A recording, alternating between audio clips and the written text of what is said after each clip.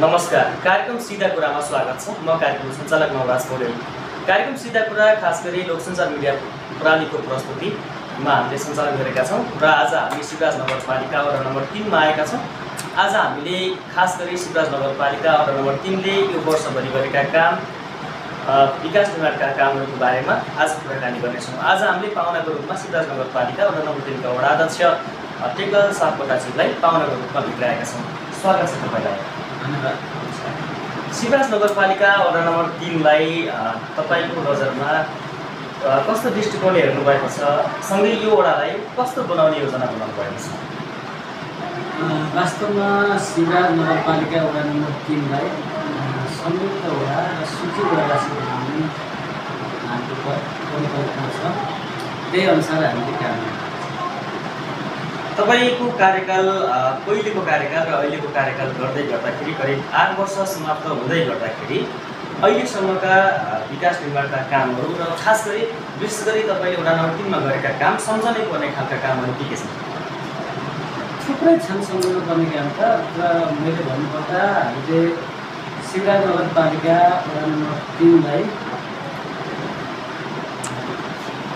भौतिक पूर्वाधारको क्षेत्रमा पनि अगाडि बढाएका छौँ। बाटोघाटो, विद्यालय भवन, स्वास्थ्य चौकी भवन, खोप केन्द्र भवन लगायत भौतिक पूर्वाधारको क्षेत्रमा काम गरेका छौँ। त्यस्तै गरेर शिक्षाको क्षेत्रमा पनि हामीले थुप्रै काम गरेका छौँ। त्यो क्षेत्रमा हामीले थुप्रै काम गरेका छौँ। हामी चाहिँ 3 नम्बर वडाको कुनै स्वास्थ्य चौकीमा बर्थिङ सेन्टर थिएन, बर्थिङ सेन्टर सञ्चालन गरियो। त्यसको सँगसँगै हामीले यहाँ ल्याब सेवा सञ्चालन गर्यौँ। त्यसको सँगसँगै हामीले विभिन्न गाउँहरूमा खोप क्लिनिकहरू बनाउने, अनि हामीले चाहिँ सेवा केन्द्रबाट बलुवा, मजगाउँ, काठमाडौँ अनि भजुवाका नागरिकहरूलाई स्वास्थ्यको पहुँचमा ल्याउन बलुवामा सेवा केन्द्र सञ्चालन गरेका छौँ। वडाको पनि सेवा केन्द्र सञ्चालन गरेका छौँ। त्यस्तै गरेर विगतमा रहेका महिला र बुढाबुढीलाई हामी चाहिँ स्वास्थ्यको सेवा केन्द्र मार्फत त्यहाँ चाहिँ चेक जाँच गर्ने व्यवस्था मिलाएका छौँ। भित्रियामा त्यस्तै काम गरेका छौँ। त्यसको सँगसँगै हामीले यो वडालाई कृषि र पशुपालनमा आत्मनिर्भर बनाउने र रोजगारी सिर्जना गर्ने मुख्य उद्देश्यका साथ काम गर्छौँ। खास गरी यो शिवराज नगरपालिका वडा नम्बर 3 कृषिको हबका रूपमा पनि चिनिने गरिन्छ। यसमा चिनिँदै गर्दाखेरि सिँचाइको अवस्थासँगै कृषिमा के काम गर्नुपर्छ? कस्तो छ सिँचाइको अवस्था? वडा नम्बर 3 को 80% जमिनमा सिँचाइको व्यवस्था मिलाएको छ। मोटामोटी भनेको चाहिँ 85 पनि हुनसक्छ, 75 पनि हुनसक्छ। तर हामीले जस्तै मैना र बुढाकियामा लिफ्ट सिँचाइ आयोजना मार्फत हामीले सिँचाइको व्यवस्था मिलाएका छौँ भने स्यालो ट्युबवेल, त्यसपछि कप्टिङ बोरिङहरू जडान गरेर सिँचाइको व्यवस्था पुरा गरेका छौँ। त्यस्तै गरेर भितरियामा पनि सिँचाइको व्यवस्था मिलाएका छौँ। त्यस्तै गरेर हामी मरुवामा पनि एउटा डिप बोरिङ र एउटा चाहिँ जबै लिफ्ट सिँचाइ आयोजना सञ्चालन गरेर त्यहाँ चाहिँ सिँचाइको व्यवस्था मिलाएका छौँ। त्यसको सँगसँगै थुप्रै स्यालो ट्युबवेल र कप्टिङ बोरिङहरू जडान गरेर मोटर वितरण गरेर खोलाको पानी तानेर पम्पसेट वितरण गरेर सिँचाइको पहुँचमा हामीले ल्याउने प्रयास गरेका छौँ र त्यहाँ चाहिँ कृषिमा आत्मनिर्भर बन्नु। त्यस्तै गरेर हामीले यो सोनवर्षी तरकारी पकेट एरिया पनि हो। यहाँ चाहिँ 12 मासे तरकारी पाइन्छ। यहाँका कृषकहरूले तरकारी पकेट एरिया अन्तर्गत रहेर चाहिँ थुप्रै बिउ, मल, सिँचाइ लगायत मल्चिङ, प्लास्टिकदेखि लिएर सबै कुराको व्यवस्था मिलाएर त्यहाँ चाहिँ तरकारी पकेट एरियाको रूपमा विकास गरेका छौँ। जस्तै सोनवर्षीमै डिप बोरिङ सञ्चालन गरेर त्यो बोरिङबाट सिँचाइको व्यवस्था मिलाएका छौँ। कटुवाको दक्षिणतर्फ चाहिँ सिँचाइको व्यवस्था मिलाउन सकेका थिएन त्यहाँ, किनभने त्यो पानीको अभाव थियो। त्यहाँ पनि प्रदेश सरकारको लगानीमा अहिले चाहिँ डिप बोरिङ जडान गरेर, ट्रान्समिटर जडान गरेर, लाइन जडान गरेर अब पानी चाहिँ चलाउने प्रक्रियामा चाहिँ पानी आइसकेको छ। अब पाइपलाइन विस्तारको काम बाँकी छ। सोनवर्षीकै पाइपलाइन विस्तारमा भएर पश्चिम सोनवर्षीमा पानी पुगेको थिएन। यो वर्ष चाहिँ 12 लाख रुपियाँ पेमेन्ट भएको छ। अब त्यो पाइपलाइन विस्तार गरेर पश्चिम सोनवर्षीको किसानले पनि त्यो सिँचाइको महसुस गर्न पाउनुहुन्छ। यो जबै सिँचाइ आयोजनालाई दिगो बनाउनु पर्छ भनेर हामीले पहल गऱ्यौँ। लुम्बिनी प्रदेश सरकारले अहिले बजेट निवेदन गर्ने बाँध निर्माण हुने र पक्की नहर बन्ने कुरा पनि सुनिश्चित भएको छ। है त्यसै गरेर हामीले चाहिँ यो कृषिमा चाहिँ सिँचाइ अति आवश्यक हो। सिँचाइ सँगसँगै बिउ, बिजन, मल समयमा नपाउने समस्या छ किसानहरूलाई। तथापि 3 नम्बर वडामा म दावाका साथ भन्छु हाम्रोमा भएका सहकारीहरूलाई मैले कोर्डिनेसन गरेर हाम्रो वडाका कृषकहरूलाई खादको पनि अब भनेकै दिन पर्याप्त पाउन हुन तर 1 हप्ता 10 दिनको बिचमा खाद लगेर चाहिँ आफ्नो खेतमा चाहिँ खाद राख्ने किसानलाई चाहिँ त्यो आएको खादलाई डिस्ट्रिब्युट गर्दाखेरि बलखातको समस्या छ तर हामीले चाहिँ त्यो डिस्ट्रिब्युट गर्दाखेरि सबैले पाउने गरी वितरण गर्ने प्रक्रिया अगाडि बढाएका छौँ। 3 नम्बर वार्ड मात्रै नभएर अन्तको वार्डकाले पनि आएर यहाँ लाइनमा बस्नुहुन्छ। हामीले अब किसानलाई चाहिँ तपाईँ नबस्नुहोस् भन्नु भएन तर हामीले प्राथमिकता चाहिँ हाम्रै वार्डमा दिनुपर्ने हुन्छ। त्यही भएर हामी महिला गोलकिया भितरिया त्यसपछि गोलुवा कोटा छुट्याएर उहाँहरूलाई चाहिँ त्यसरी चाहिँ खाद वितरण गरेर किसानको खेतमा पानी र समयमा बिउ र खाद पुर्याउन सक्यो भने मात्रै बल्ल चाहिँ त्यहाँ चाहिँ किसान आत्मनिर्भर हुने हो। त्यसको सँगसँगै हामीले चाहिँ सहायक सामग्रीहरू पनि वितरण गरिरहेका छौँ।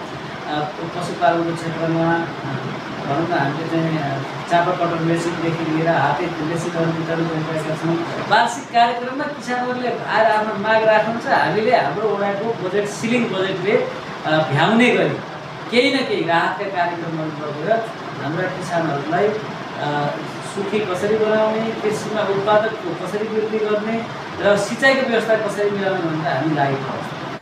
हामी कार्यक्रम सिधा कुरामा छौँ। आज हामी शिवराज नगरपालिका नम्बर 3 का वडा अध्यक्ष टेकलाल सापकोटाज्यूसँग शिवराज नगरपालिका नम्बर 3 को समग्र विकासको बारेमा कुराकानी गरिरहेका छौँ। हामी कृषिका कुरा गर्दै गर्दाखेरि कृषिका कुराकानी भइसके अब भने हामी शिक्षातर्फ लाग्न चाहन्छौँ। शिवराज नगरपालिका वडा नम्बर 3 को शिक्षाको अवस्था कस्तो छ र यो पछिल्लो समय निःशुल्क शिक्षाको प्रभाव कस्तो छ यस बारेमा बताइदिनुहोस् न। धन्यवाद। यो वास्तवमा यो शिक्षाको बारेमा भन्दाखेरि शिक्षा निःशुल्क शिक्षा गरिबहरूको लागि यो वरदान हो। किनभने गरिबका छोराछोरीले कक्षा 12 सम्म पढ्दा हामीले देख्ने गरेका छौँ 12 सम्म पुगिरहेको छैन। कक्षा 8 मै ड्रप आउट हुने, 10 मा त पुग्दै नपुग्ने, 10 मा पुग्यो भने 11 12 नपढ्ने यो थुप्रै समस्याहरू थियो। अहिले शिवराज नगरपालिकाकै तपाईँले रेसियो हेर्नुहुन्छ भने गरिब मजदुर किसान जनजाति आदिवासीका छोराछोरीहरूको यो शिक्षामा पहुँच बढेको छ। यो डाटाले बताउने कुरा हो। मैले भन्नुभन्दा पनि विद्यालयबाट डाटा लिनु होला। पहिले यो निःशुल्क शिक्षा लागू नहुँदै र निःशुल्क शिक्षा लागू भइसकेपछि 11 12 मा पढ्ने विद्यार्थीको रेसियो पक्कै पनि बढेको छ। अब गुणस्तरको कुरा गर्नुहुन्छ भने गुणस्तरको कुरा मान्छेले के भने पैसा तिरेर मात्रै राम्रो पढाउँछ भन्ने होइन। शिक्षक योग्य शिक्षक हुनुहुन्छ हैन। अब कतिपय हामी चाहिँ स्वयंसेवक शिक्षकहरू नियुक्ति गर्ने क्रममा पारिश्रमिक कम दिएका छन्। उहाँहरूलाई स्वयंसेवकको रूपमा सेवा गरिरहनु छ। एकदम मेहनत गर्नुभएको छ। हामीले अनुगमनका क्रममा हेरिरहेका छौँ हाम्रो गुरुवर्गहरूले निःशुल्क शिक्षालाई सफल बनाउनको लागि उहाँहरूले अहोरात्र खटिनु भएको छ। एकदम मेहनत गरेर काम गर्नुभएको छ। त्यो भएर निःशुल्क शिक्षा गरिबको लागि वरदान हो र धनीको लागि त बोर्डिङ स्कुल छँदैछ नि त। धनीले त कहिले सरकारी विद्यालयमा छोराछोरी पढाएको छ। त्यो भएर हामीले धनीका छोराछोरीले पनि पढाउन सक्ने खालको सरकारी विद्यालय बनाउन खोजेका हौँ। यसमा सबैले साथ सहयोग दिन म अनुरोध गर्न चाहन्छु। अब समग्रमा 3 नम्बर वडाको कुरा गर्नुहुन्छ भने वडा नम्बर 3 को एउटा मावि विद्यालय दुर्गा भगवती माविमा जस्तै भौतिक पूर्वाधारका कुराहरू थिएनन्। त्यहाँ चाहिँ पक्की भवनहरू थिएन। अहिले हामी चाहिँ पक्की बिल्डिङहरू बनाएर त्यहाँ चाहिँ फर्निचर खानेपानी लगायतको व्यवस्था मिलाएका छौँ।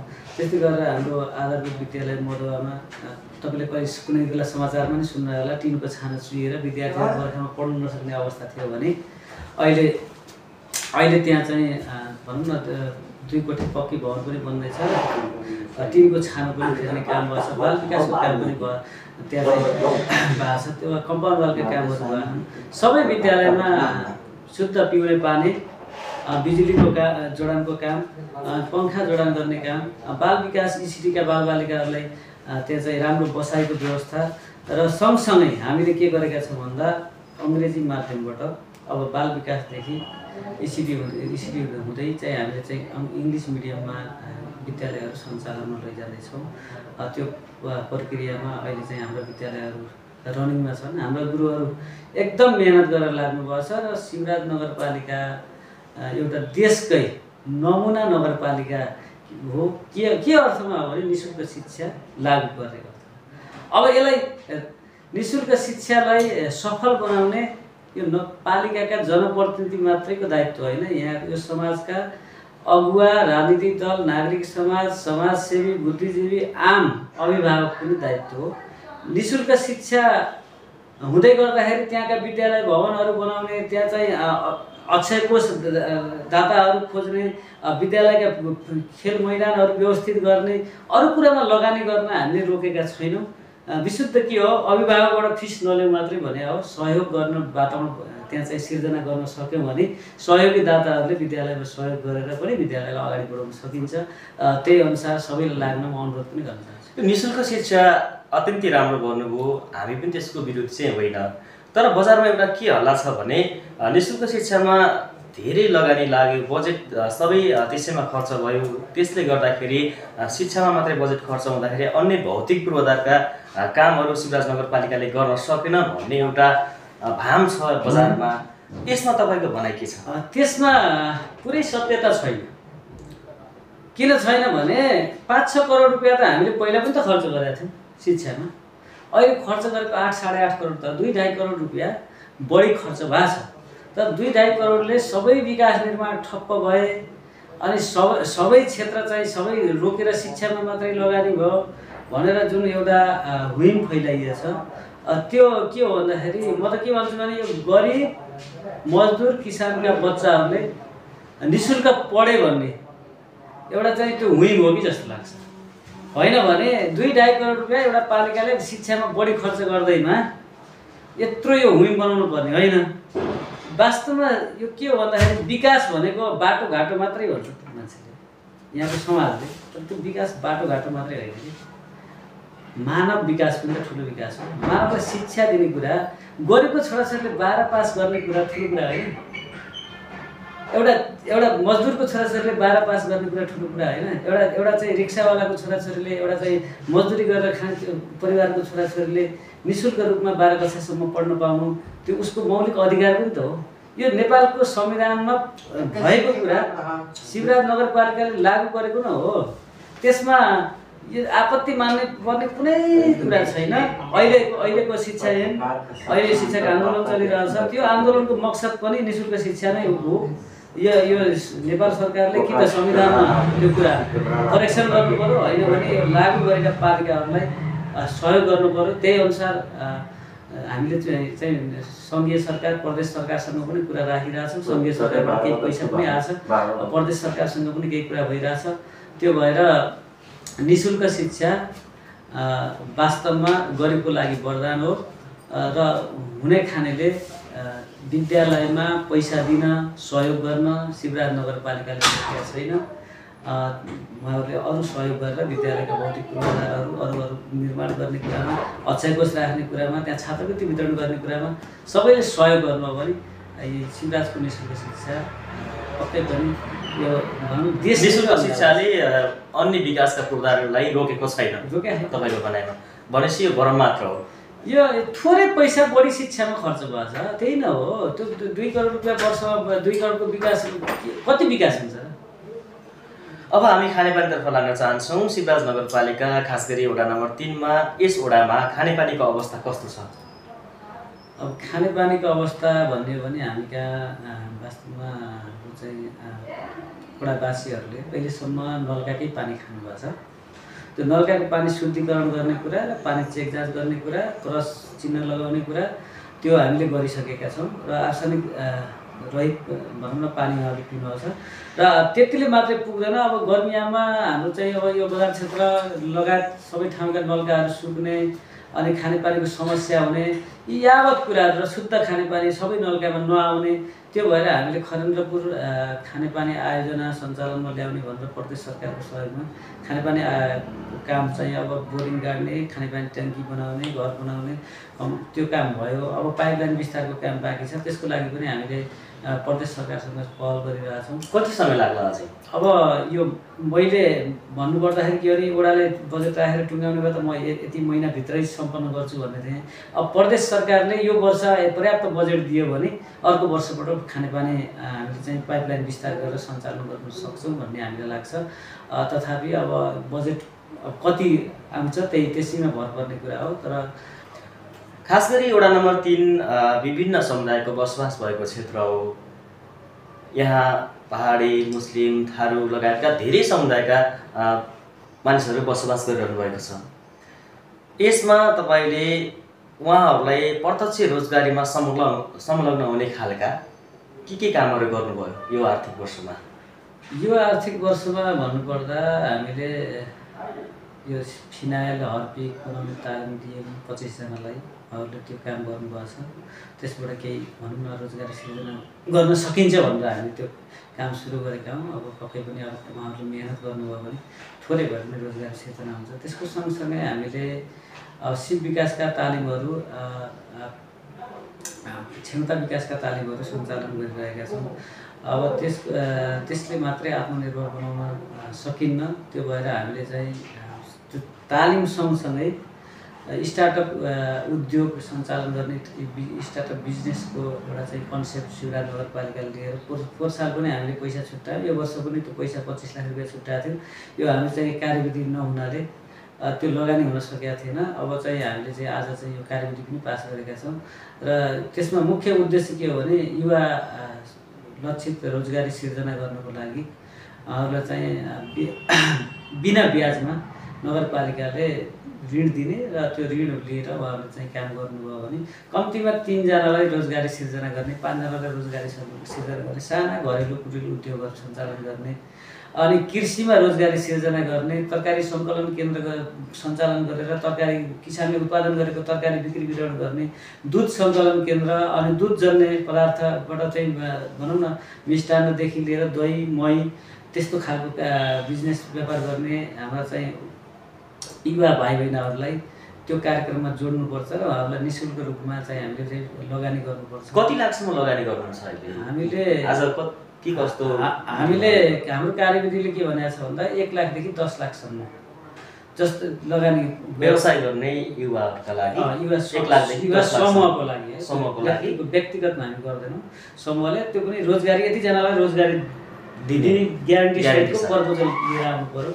हामी कार्यक्रमको अन्त्यतिर आइसकेका छौँ। शिवराज नगरपालिका वडा नम्बर 3 का वडा अध्यक्ष टेकलाल सापकोटाज्यूसँग आज हामी सिधा कुरामा रहेर कुराकानी गरिरहेका छौँ।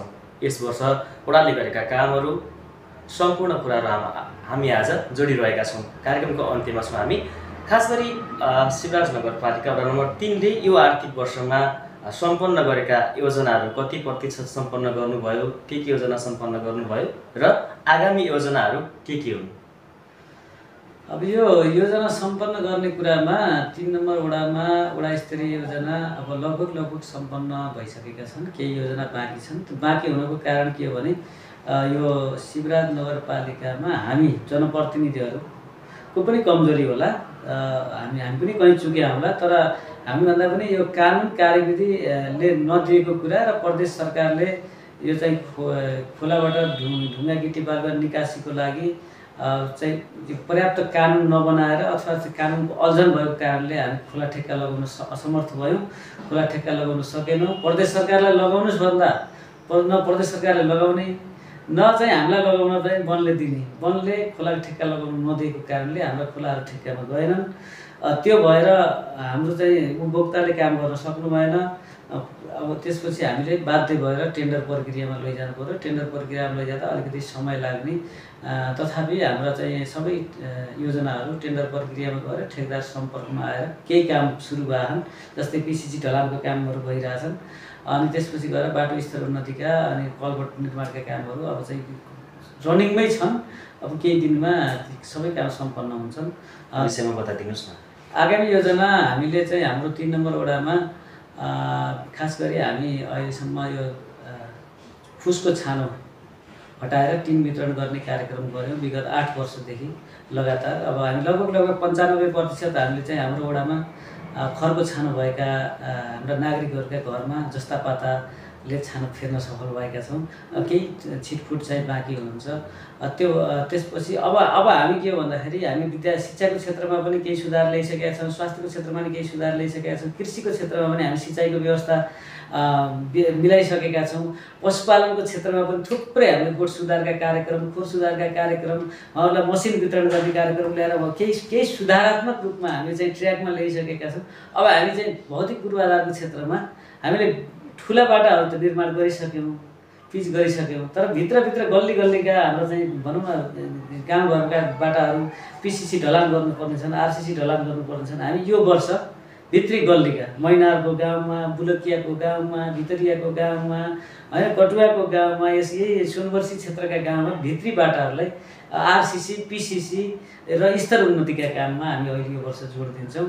त्यस्तै गरेर हामी शिक्षा, स्वास्थ्य, खानेपानी, सरसफाइ लगायत विविध हाम्रो चाहिँ कार्यक्रमहरूलाई चाहिँ निरन्तरता दिँदै सकेसम्म युवालाई स्वरोजगार बनाउने र युवा लक्षित कार्यक्रम ल्याउने भनेर हामी छलफलमै छौँ।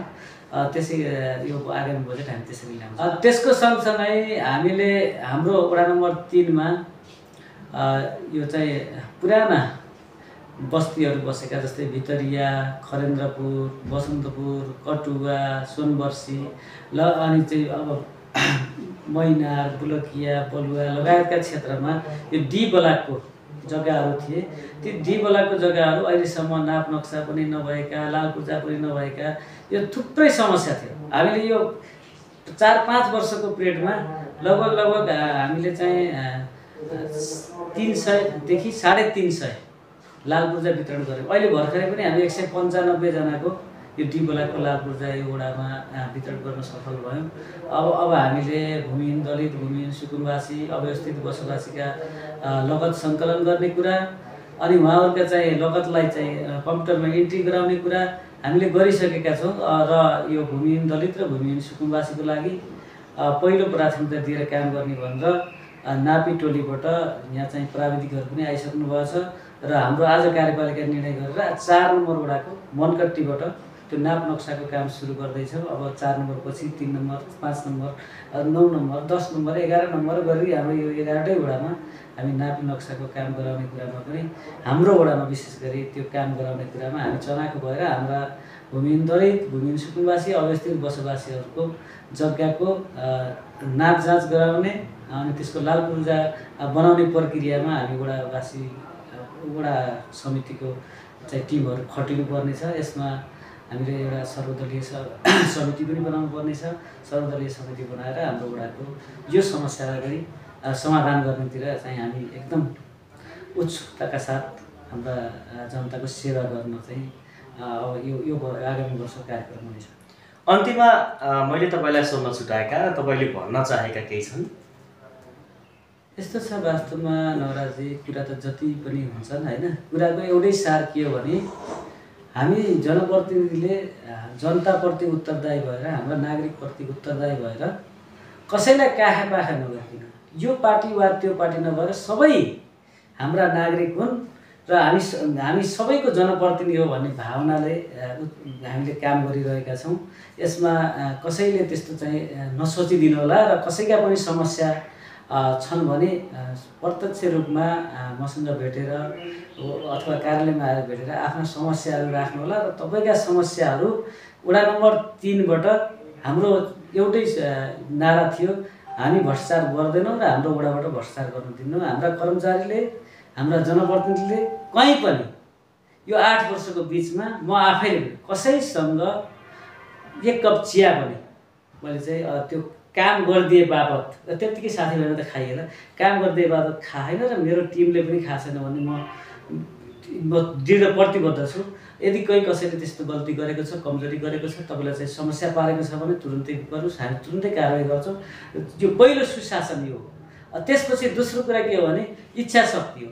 इच्छा शक्ति के हो भन्दाखेरि म जहिले पनि जुनसुकै ठाउँमा जाँदा पनि मैले मेरो वडाको यो भएन त्यो भएन भनेर हाम्रो सङ्घीय सांसद होस्, चाहे प्रदेश सांसद होस्, चाहे प्रदेशका मन्त्री होस्, चाहे नगरपालिकामा होस्, चाहे जुनसुकै सङ्घ संस्थाका एनजिओ आइएनजिओसँग हामीले सानादेखि ठुला सबै खालका विकास निर्माण हामीले यहाँ कुखुराको चल्लादेखि बाख्राको खोरदेखि कुखुराको खोरदेखि होइन हामीले साना साना कुरादेखि लिएर ठुला चाहिँ भौतिक पूर्वाधारका पुल बनाउने कुरा चाहिँ सिँचाइका योजना ल्याउने कुरा सबैमा हामी चाहिँ सबै यहाँको वडा नम्बर 3 को राजनीतिक दलका साथीहरू हामी सबै एकजुट भएर लागेर यो शिवराज नगरपालिका वार्ड नम्बर 3 मा केही विकास देखिएको हो।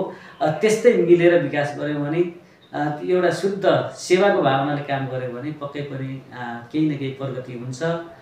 त्यसमा हामी दृढ छौँ र यो शिवराज नगरपालिका वार्ड नम्बर 3 मा यो 8 वर्षसम्म यहाँको नागरिक समाज, आमा समूह, महिला समूह, राजनीतिक दल लगायत सम्पूर्णले जसरी वडा नम्बर 3 लाई हेर्ने दृष्टिकोण र सहयोग सद्भाव राख्दै आउनुभएको छ, आगामी दिनमा पनि यो सहयोग सद्भावको अपेक्षा गर्दै मैले मेरा भनाइहरू यही अन्त्य गर्छु। हुन्छ त, कार्यक्रमको लागि समय छुट्याइदिनु भयो, तपाईँलाई धेरै धेरै धन्यवाद। तपाईँलाई पनि धेरै धेरै धन्यवाद, मेरा विचारहरू राख्ने मौका दिनुभयो। तपाईँ लगायत तपाईँको लोकप्रिय मिडियालाई विशेष धन्यवाद दिँदै बिदा हुन्छ। धन्यवाद।